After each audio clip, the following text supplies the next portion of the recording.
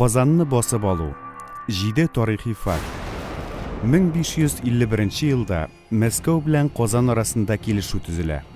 Onun negizinde Qozon xonligining tov yog'i Urus davlatine qo'shila. Tatarlarga uruslarni asir etib olу tiyila. Bu kelishuvni imzalauda zo'r rolni yangadan xon bo'lib qaytgan Shoh G'ali o'ynaydi. 1551 yıl ozag'ina Qozonlar arasında Shoh G'aliga qarshi kuchli oppozitsiya uyusha. Qanoatsizlik orta bora. Bunga javob etib Shoh G'ali Makr bilan Tatar oqsuyaklarini sarayga majlisga chaqira. Hem shunda ularning borisi da o'tirila. Moskva yoqli bo'lgan Shoh G'ali o'zi 1552 yil boshida Qozondan qo'sha. Xon etib Astrxandan Yedigar shahzoda chaqirila. 1552 yılga hücumga Urus askarlari uzoq ham niqlab azirlana. 1551 yılning mayında o'q Qozon yonida Zuya kirmani tuzila.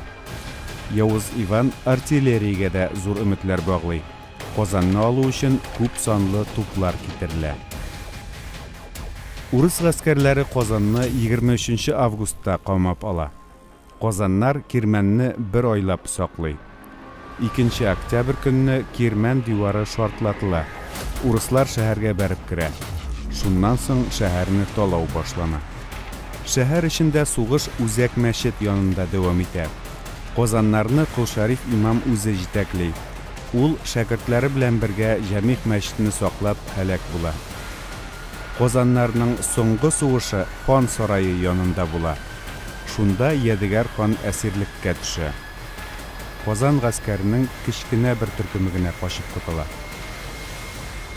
Qozon olingach shaharda bor deyarlik irod yo'q etiladi.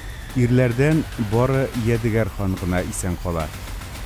Xotin qizlarning da bir ulushi o'tiriladi. Qolganlari Urus harbiylarına bo'lak etiladi.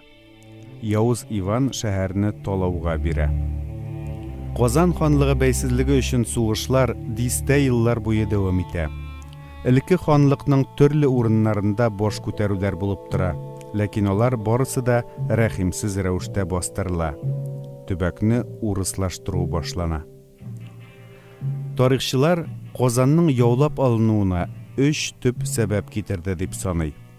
Taxt uchun kurash Tatar elitasining birdan bo'lmauı, iqtisodiy turg'unlik, harbiy azirlik bo'lmau.